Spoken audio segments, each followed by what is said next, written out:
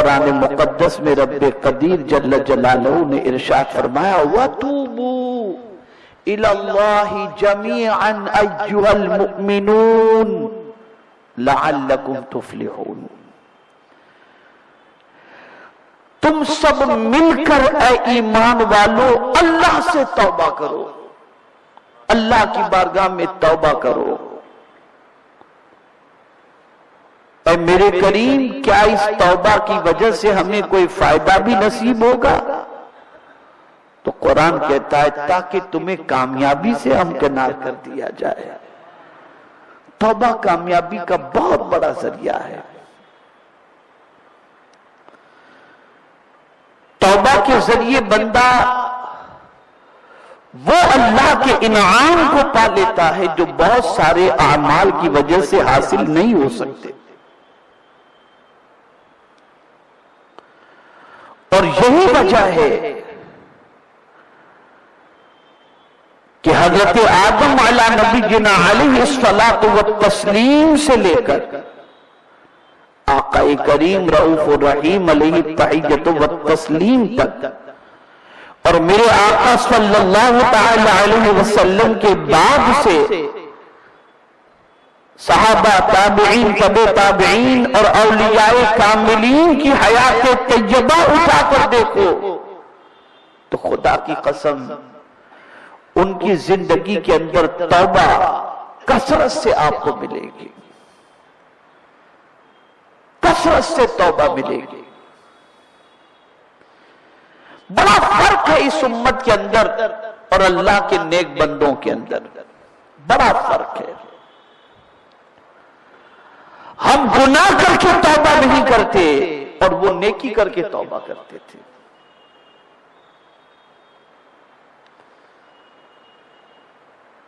وہ یہ سوچتے تھے کہ پتہ نہیں یہ نیکی مولا قبول بھی فرمائے گا یا منہ پہ مار دے گا۔ میرے پیارے آقا صلی اللہ تعالی علیہ وسلم کے پیارے دیوانوں، ایک مقام پر نہیں، قرآن مقدس میں درجنوں مقامات پر اللہ رب العزت جل جلالہ نے توبہ سے متعلق ابھارا ہے۔ اب آپ کو اس کی وجہ بتاؤں۔ دنیا میں جو بھی انسان گناہ کرتا ہے، خطا کرتا ہے، لغزش کرتا ہے، اس کا دل اندر سے جو ہے وہ ڈوبتا چلا جاتا ہے۔ اگر زمین زندہ ہے تو اور احساس گناہ اس کے پاس موجود ہے تو اپنے گناہ کی وجہ سے اس کا دل بیٹھتا چلا جاتا ہے، اسے اچھا نہیں لگتا۔ مثال کے طور پر شراب پینے والا، جوا کھیلنے والا، زنا کرنے والا، بدکاری کرنے والا، برائی کے دلدل میں پھنسا ہوا انسان، اگر کہیں سے اسے بھنک مل جاتی ہے کہ میرے بارے میں فلاں کو معلوم ہو گیا تو اس کی بڑی عجیب پوزیشن ہوتی ہے۔ وہ منہ دکھانے سے بچتا ہے، سامنے آنے سے بچتا ہے، چھپتا چھپتا رہتا ہے۔ اور پھر سوسائٹی کے اگر سلجھے ہوئے لوگ اور کریم لوگ اگر ان کو معلوم ہو جائے کہ یہ ڈرگز استعمال کرتا ہے اور بدکاری اور برائیوں میں ڈوبا ہوا ہے تو وہ اس سے اپنا فاصلہ بڑھاتے ہیں، اپنے بچوں کو اس سے بچاتے ہیں تاکہ بچے میں وہ عادتیں پیدا نہ ہوں۔ اب وہ انسان جو گناہ میں ڈوبا ہوا ہے اسے گنہگاروں میں ہی اچھا لگتا ہے، شرابیوں میں ہی اچھا لگتا ہے، زانیوں میں ہی اچھا لگتا ہے، ڈرگز والوں کے ساتھ ہی اچھا لگتا ہے، اس لیے کہ ایک اچھی سوسائٹی اسے قبول کرنے کے لیے تیار نہیں تو اب وہ دھتکارا ہوا خود کو محسوس کر کے اسی ماحول میں زندگی گزارنے کی وجہ سے احساس کمتری کا شکار ہو جاتا ہے۔ میرا کریم فرماتا ہے میرے بندے اگر دنیا نے جو تجھے دھتکار دیا تو کوئی بات نہیں، تیرا مولا تو تجھے قبول کرنے کے لیے تیار ہے۔ اگر زمانہ تجھے قبول نہیں کرتا تو کوئی بات نہیں ہے، میرے بندے میں تیرا رب ہوں، معاف کر دوں گا. اس نے توبہ کا دروازہ کھلا رکھا. اور پھر قربان جائیے، صرف میرا کریم توبہ قبول ہی نہیں کرتا، قبول ہی نہیں کرتا. ایسا نہیں کہ صرف قبول کرتا ہو، بلکہ ادھر بندے نے توبہ کی، زمانہ اس سے محبت کرے یا نہ کرے، ادھر توبہ کی، مولا اس سے محبت کرنا شروع کر دیتا. آپ ذرا سوچو، ہے اس کی عنایتوں کا کوئی ٹھکانہ؟ ہے اس کے کرم کا کوئی ٹھکانہ؟ ہے اس کے احسانات کا کوئی ٹھکانہ؟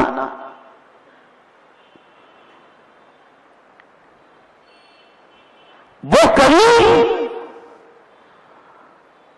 اپنے بندے کی توبہ سے اتنا خوش ہوتا ہے، اتنا خوش ہوتا ہے. فرمایا گیا جس طرح ایک انسان اونٹ پر اپنا سامان لاد کر سفر کے لیے نکلا، سفر کے لیے نکلا. بہت غور سے سنیے اور ایمان تازہ کیجئے. سفر کے لیے نکلا، جنگل و بیابان سے سفر طے کرتے ہوئے گزر رہا تھا کہ تھکان سی محسوس ہوئی، اور اسی تھکان کے اندر اس نے سوچا ایک درخت نظر آیا، تو سوچا میں درخت کے نیچے تھوڑی دیر آرام کر لوں. اس بندے نے اپنے اونٹ کو بٹھا دیا، باندھ دیا، اور وہ درخت کے نیچے سو گیا. بالکل جنگل، کوئی وہاں پر نہیں. جیسی اس کی آنکھ کھلی، اس کا اونٹ غائب. آنکھ کھلی تو اونٹ نہیں ہے. اب آپ مجھے بتائیے کہ اس اونٹ کو نہ پا کر اس کی حالت کیا ہوئی ہوگی؟ اب وہ نکلا اونٹ کی تلاش کے اندر. یہ حدیث مبارکہ میں اونٹ کی تلاش میں نکلا، تلاش کر کر کے تھک گیا، اور تھک کر کے پھر ایک درخت کے نیچے تھوڑی دیر سستانے کے لیے لیٹا. آنکھ لگی، اور آنکھ جیسے ہی کھلی تو کیا دیکھتا ہے؟ اس کا اونٹ اس کے سامنے کھڑا ہے. سچ بتانا اس بندے کو کتنی خوشی ہوگی، کتنی خوشی ہوگی. اس کی خوشی کا کوئی انتہا، اس کی خوشی کی کوئی انتہا نہیں ہوگی. فرمایا گیا جس طریقے سے کھوئے ہوئے اونٹ کو مسافر دیکھ کر کے خوش ہوتا ہے، اس سے کئی گنا زیادہ مولا اپنے بندے کی توبہ سے خوش ہو جاتا ہے کہ وہ بندہ جو مجھ سے بھاگ گیا تھا، وہ بندہ جو مجھے میری نافرمانی کا شکار ہو گیا تھا، مجھ سے دور چلا گیا تھا، اب یہ میرا بندہ مجھ سے کمپرومائز کرنے کے لیے آ گیا، اور پلٹ کر میری طرف آ کر مجھ سے معافی مانگ رہا ہے. اور جب بندہ توبہ کرتا ہے تو رب قدیر فرشتوں سے فرماتا ہے میرے فرشتوں، یہ بندہ جانتا ہے کہ میں معاف کرنے والا ہوں، تبھی تو مجھ سے توبہ کر رہا ہے. گواہ ہو جاؤ میں نے اس کے گناہوں کو معاف کر دیا.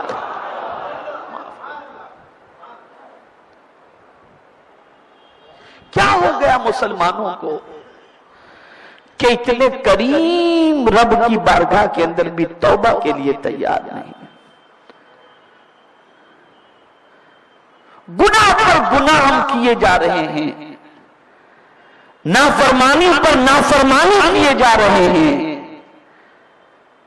لیکن توبہ کا ہمیں خیال نہیں آتا. خدا کی قسم سب کو منانا کسی حد تک مشکل ہو سکتا ہے، لیکن رب کو منانا سب سے آسان ہے. اس کو منانے میں کوئی مشکل نہیں ہے، بہت آسان ہے.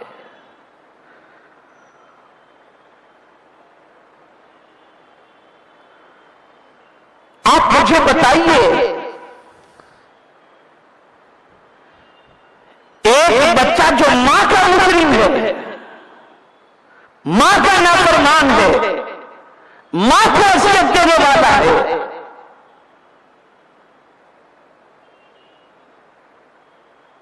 ماں کو پتہ چلتا ہے بچہ نافرمان ہے، اذیتیں پہنچاتا ہے، ماں ناراض ہو گئی.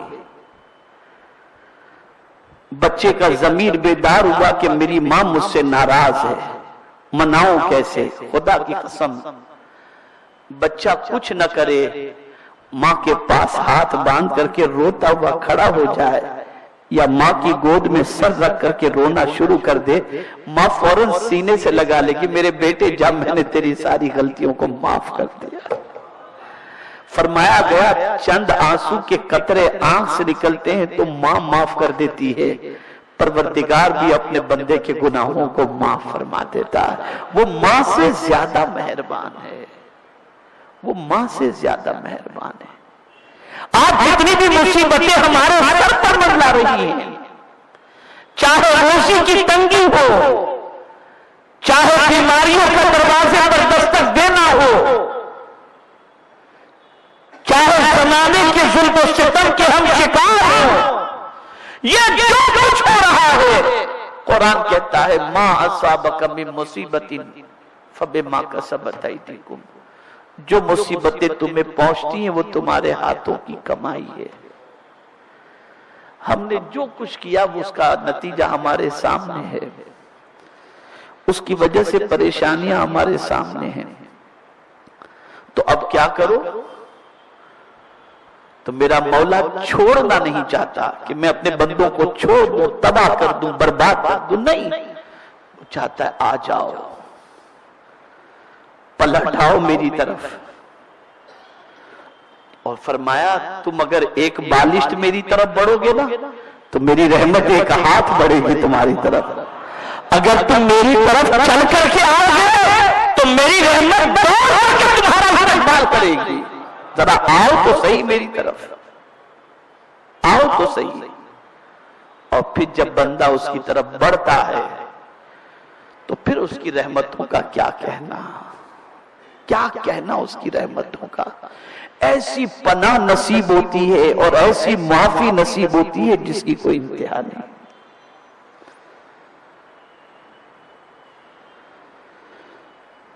آپ جانتے ہیں انسان جو کچھ بھی گناہ کرتا ہے یا نیکی کرتا ہے اس پر گواہ موجود ہیں. زمین پر ہم نے نیکی کی، زمین گواہ، ہاتھ سے نیکی کی، ہاتھ گواہ، پیر سے نیکی کی، پیر گواہ، زبان سے نیکی کی، زبان گواہ. ہاتھ، پیر، زبان، ان چیزوں سے اگر گناہ کیے تو وہ چیزیں ہمارے سلسلے میں گواہ، یہ سب گواہ.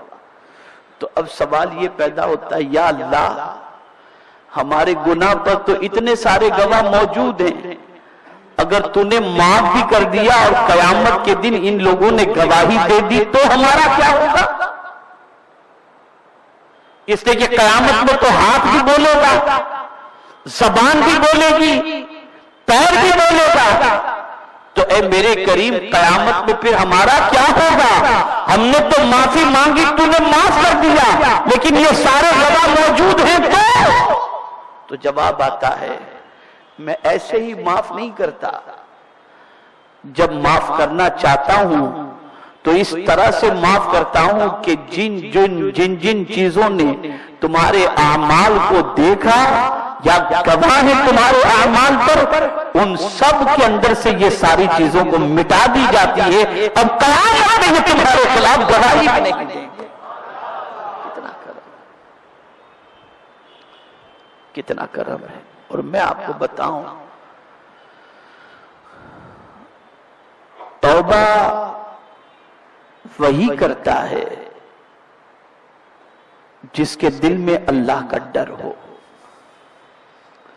اللہ کا ڈر ہو. اور جس کے دل میں اللہ کا ڈر بالکل نہ ہو نا وہ توبہ نہیں کرتا، وہ توبہ نہیں کرتا. جس کے دل میں اللہ کا ڈر ہوگا وہ توبہ کرے گا، اور پھر توبہ بھی کیسی؟ سچی توبہ کرے گا. آئندہ گناہ نہ کرنے کے ارادے سے توبہ کرے گا، آئندہ ان گناہوں کے قریب نہ جانے سے توبہ کرے گا. اور جب وہ توبہ کرے گا تو میرے آقا صلی اللہ علیہ وسلم ارشاد فرماتے ہیں التائب من الذنب کمن لا ذنب له، توبہ کرنے والا گناہوں سے ایسا پاک ہو جاتا ہے جیسے اس نے گناہ کیا ہی نہیں ہے. اللہ اسے اس طرح سے معاف.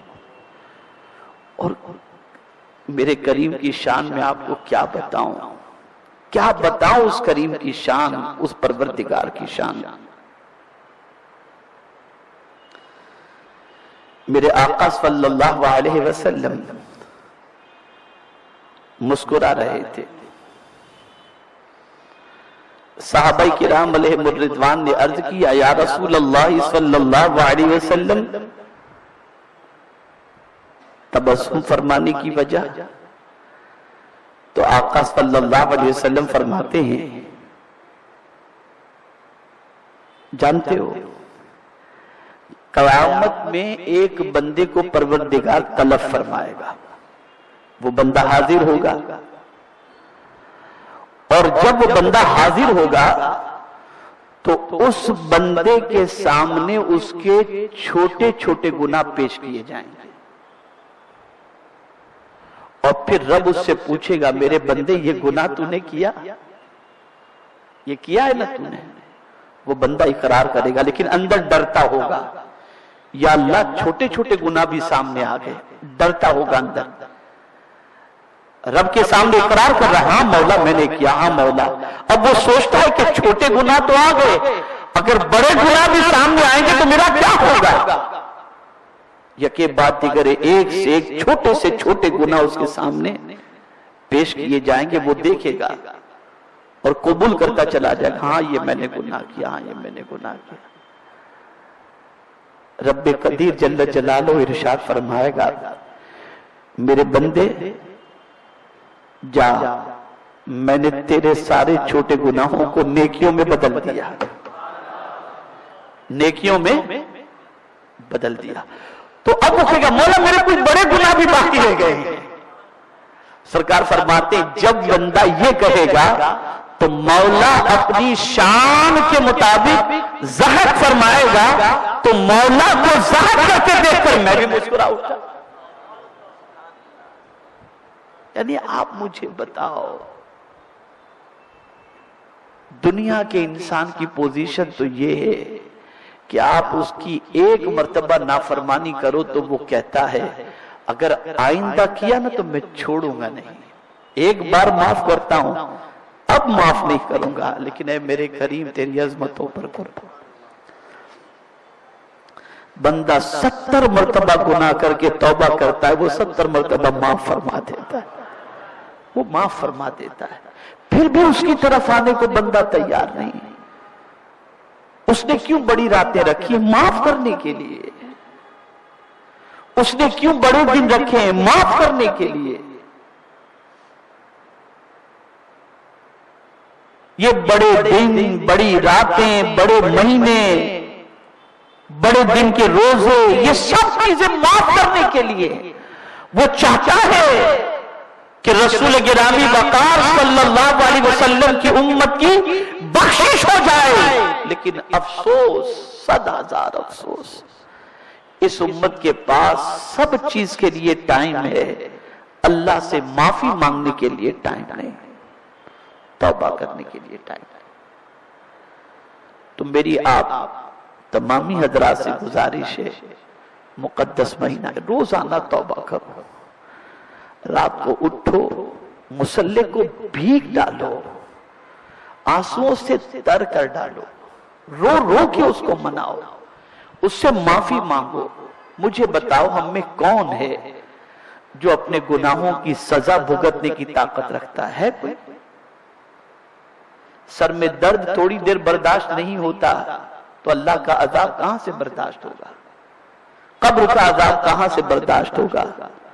میدان محشر کی صعوبتیں کیسے برداشت ہوں گی؟ تو سچے دل سے توبہ کرو، ایسی توبہ کہ جن گناہوں سے توبہ کیے پلٹ کر ان گناہوں کی طرف پھر کبھی نہ جاؤ. اور جب کوئی بندہ سچے دل سے توبہ استغفار کر لے تو میرا رب فرماتا ہے کہ اسے ایسی متاع زیست عطا کی جائے گی، یعنی ایسا برتنے کا سامان عطا کیا جائے گا جو اس کے پاس زندگی کی آخری سانس تک تک رہے گا، متاعً حسنًا الی اجل مسمى۔ یہ قرآن کا فرمان، یہ قرآن کا فرمان۔ تو توبہ استغفار کو اپنی عادت بناؤ، یہ مقدس مہینے میں خوب وقت نکالو، فجر کے بعد بیٹھ جاؤ، ایک تسبیح پڑھ لو استغفار کی، ظہر کے بعد بیٹھ جاؤ، پڑھ لو ایک تسبیح استغفار کی، کونے میں بیٹھ جاؤ، منہ مبارک شریف کے نیچے بیٹھ کر اللہ سے رو رو کے حضور کے منہ مبارک کے وسیلے سے دعا کرو، دل کا بوجھ ہلکا ہوگا۔ گناہوں کی وجہ سے دل پر بوجھ بڑھ چکا ہے، دل پر بوجھ بڑھ چکا ہے، آدمی کا ضمیر بالکل بھاری بھاری ہو چکا ہے گناہوں کی وجہ سے۔ ادھر توبہ سے آنسو نکالو۔ آپ جانتے ہیں ایک صحابی رسول جب روتے تھے نا اللہ کے خوف کی وجہ سے، تو روتے ہوئے اپنے آنسوؤں کو اپنے چہرے پر بھی مل لیتے، اپنے ہاتھوں پہ بھی مل لیتے۔ صحابہ نے کہا یہ کیا کر رہے ہو آپ؟ تو فرماتے ہیں میں اس لیے کر رہا ہوں کہ میرے آقا صلی اللہ علیہ وسلم نے فرمایا خوف خدا سے جن آنکھوں سے آنسو نکلتے ہیں وہ آنسو جسم کے جس حصے پر پہنچیں ان حصوں کو جہنم کی آگ نہیں جلا سکتے، نہیں جلا سکتے۔ اے رسول گرامی وقار صلی اللہ تعالی علیہ وسلم کے دیوانوں، اسی لیے سرکار صلی اللہ علیہ وسلم ارشاد فرماتے توبہ توبہ لمن وجد فی صحیفته استغفارا کثیرا۔ سرکار فرماتے خوشخبری ہو اس کے لیے، اللہ اللہ، خوشخبری ہو اس کے لیے لمن وجد فی صحیفته استغفارا کثیرا، جس کے نامہ اعمال کے اندر استغفار کثرت سے ہو، سرکار فرماتے خوشخبری ہے اس کے لیے، خوشخبری ہے اس کے لیے۔ اور رب خود ارشاد فرماتا ہے نبی عبادی انی انا الغفور الرحیم۔ حضور سے رب فرماتے ہیں میرے محبوب میرے بندوں سے آپ فرما دیں کہ بے شک میں بہت معاف کرنے والا ہوں، میں رحم کرنے والا ہوں۔ انی لغفار لمن تاب، بے شک میں ضرور بخشنے والا ہوں ان لوگوں کو جو توبہ کرتے ہیں، ایمان لاتے ہیں، نیک عمل کرتے ہیں، میں ان کو معاف کرنے والا ہوں۔ تو آج سب سے زیادہ ضرورت اس چیز کی ہے کہ ہم اللہ عز و جل کی بارگاہ میں استغفار کثرت سے کریں، توبہ کریں، اور یہ مبارک مہینہ معافی کا ہی ہے، مغفرت کا ہی ہے۔ اور یاد رکھیں چونکہ دفتر بند ہوتا ہے اور نیا دفتر شروع ہوتا ہے، نہ جانے دفتروں میں کتنی گناہوں کی سیاہی موجود ہوگی، بس توبہ کر لو، اللہ کرے کہ دفتر کی سیاہی گناہوں کی ختم ہو جائے، اور جب مولا کے سامنے دفتر پیش کیا جائے تو ہم روزے کی حالت میں ہوں، اور اللہ اس دفتر کے اختتام والے جو ہے صفحے کو دیکھ کر مولا ہمیں بخشش کا پروانہ عطا فرما دے۔ میرے پیارے آقا صلی اللہ علیہ وسلم کے پیارے دیوانوں، اس بات کو ذہن میں رکھیں کہ خوب توبہ استغفار کریں۔ آپ کو شعبان المعظم سے متعلق کچھ فضیلتیں بتائی جائیں گی، لیکن یہ جو باقی دن ہے نا اس میں آپ سے گزارش کرتا ہوں فجر کے بعد بھی توبہ کرو، اللہ توفیق دے، رات کو اٹھو تہجد کے بعد، اس لیے کہ قرآن میں اولیاء کرام کی شان جو بیان کی گئی اس شان کے اندر ایک شان یہ بھی بیان کی گئی والمستغفرین بالاسحار، سحری کے وقت وہ اللہ سے مغفرت کی بھیک مانگتے ہیں، یہ اللہ کے ولیوں کی شان ہے۔ رات کے آخری پہر میں اللہ کی بارگاہ میں مغفرت کی بھیک مانگتے ہیں۔ تو اے رسول اعظم صلی اللہ علیہ وسلم کے دیوانوں، خوب اللہ کی بارگاہ میں توبہ استغفار کرو، صلاۃ التوبہ پڑھو، اور اس کے بعد استغفار کی کثرت کرو، اور صرف اپنے لیے نہیں، اپنے ماں باپ کے لیے، رشتہ دار، اعزاء، اقرباء، مومنین و مومنات سب کے لیے مغفرت کی دعا کرو۔ ہو سکتا ہے کسی کی دعا کے صدقے میں اللہ سب کی کشتی کو منجدھار سے نکال کر منزل تک پہنچا دے اور کنارے پر پہنچا دے۔ اللہ مجھے آپ کو سب کو توفیق نصیب فرمائے۔